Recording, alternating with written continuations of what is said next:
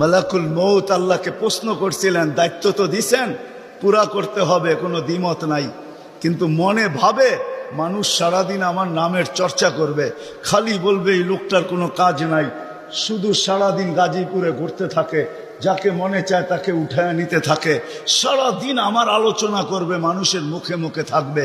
তো আল্লাহ প্রতি উত্তরে বলছিলেন, সাআজআলু লিল মাউতি সাবাবা, আমরা মৃত্যুর কারণ বানায় দিব। ইয়াযকুরু সাবাব ওয়া ইয়ানসাক, মানুষ কারণ নিয়ে আলোচনা করবে, তোমার নাম ভুলেও নিবে না। এখন নাম নিতেছে ডেঙ্গু, কয়েকদিন আগে নাম নিছে করোনা, কখনো নাম নেয় স্ট্রোক করছে, কখনো নাম নেয় এইটা সেটা, ঠিক না? হ্যাঁ, আরেকটা কারণও আছে। শুধু নবীজির দিকে তাকাইয়া এই উম্মতের জন্য আল্লাহ এটা করছেন, এই উম্মতের জন্য। এই উম্মতকে আল্লাহ আখিরাতে